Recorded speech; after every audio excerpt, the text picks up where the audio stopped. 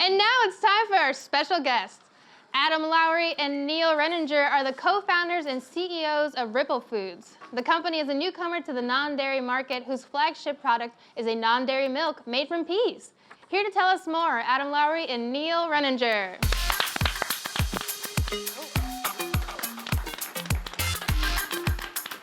What's going on? Hey guys. Nice to meet you. Hey. Yeah. Brittany. Hey Shannon. Hey. Hey Brittany. How's it going? Yeah, thanks for having us. Yeah, thanks for being here. Hey, everybody. Hi. So exciting. So here we're drinking this milk. So good. Why don't you guys tell us the inspiration behind it? Yeah, well, we both Adam and I have had previous businesses that have had social and environmental impact, and we kind of came together and said, hey, why don't we do something in the food space? And we started with dairy products. Yeah, and most plant-based foods are pretty gross, we think. So we wanted to make plant-based foods that were actually delicious, and that's where it started. Cool. And what made you decide on peas? Because there's all types of non-dairy milk, but peas is kind of new. Kind of. It's a little funky. Yeah, well, we wanted to replicate milk as best as we could, and that means replicating the taste, but also the nutrition. So we wanted to get protein in there, and peas are a great source of sustainable plant-based protein. But they taste kind of gross. So, but fortunately, these do not, as you guys are experiencing. And the reason for that is actually there's no reason that getting the protein from a plant source has to taste all planty, and that's actually the secret sauce that Neil came up with in starting this thing. And how did you guys meet? Yeah, that's we go way back.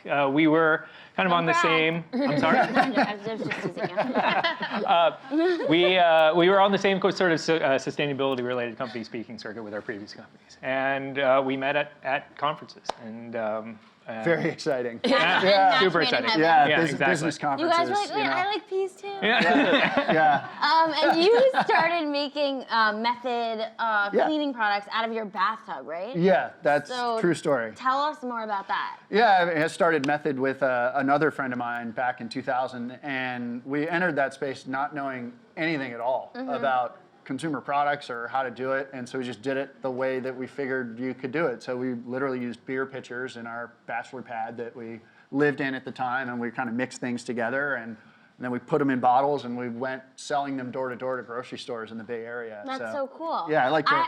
I'm obsessed with cleaning, so like you're like a cleaning rock star. Oh wow! I I don't often get this. I know you're talking about Selena. I don't have as many followers as she does. Shocking. Yeah, but thank you. I Getting close. exclusively use your hand soap, and can I say at first I bought it because I loved the bottle, and then Yeah. I like read the message. I was like, oh, it's also like That's actually a big part of the point, and we're using a little similar thing in that playbook with Ripple, which is what we're trying to do is we're trying to lead with product that's better, environmentally, socially, and then if you do that and you make the product better, then anybody can buy it, and they don't have to be sort of a greenie person to buy it, and that's the whole point, right? We got to kind of have a bigger tent for this sort of thing if we want to use business in a good way. Yeah. Speaking of, on that note of developing a business that's both better for the environment and your health, because I've been learning more and more how dairy is not very good for you. We shouldn't be drinking as much milk, and even though I love cheese, dairy's not good for you. Do you think business Cheese is leaders? delicious. Yeah. It's so delicious. So many kinds. So many kinds. Do you think business leaders have now kind of a more obligation to develop products that are both healthy as well as environmentally progressive? Yeah, we lead with the product, and it really is. Our belief is if you make a great product that meets all of the consumers' needs and wants, and it happens to be sustainably made, people will gravitate to those sorts of things. So you start with a product, make a great product, and hopefully that has a lasting effect. Yeah, that purpose is sort of like it's like an aspect of quality now in products. And Yeah. it's kind of like if you don't have purpose and sustainability as a part of the quality of your product, like you're not really in the game. So it is a requirement. Right. Do you have any advice for future entrepreneurs now who are trying to develop their winning the $1 million idea? I always tell people just to not treat failure as something that is bad. Go out and try, and if it doesn't work out, you learn, and that learning can be translated into your next your next attempt. Yeah, we're super lucky that we live in a country where if you go out and start something, you fall flat on your face, as long as you've learned something, that can be a better experience than going and getting a job at the big company or something like that. It's not It a always black is. mark.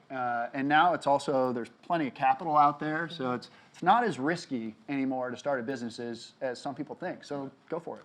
Speaking of the product, where can people find Ripple, and what was the journey like getting it into stores and selling the idea of pea milk? It is kind of a weird thing, Yeah. buy my pea milk. And we don't actually position it Of that course, way, yeah, really. It's of course more you just don't.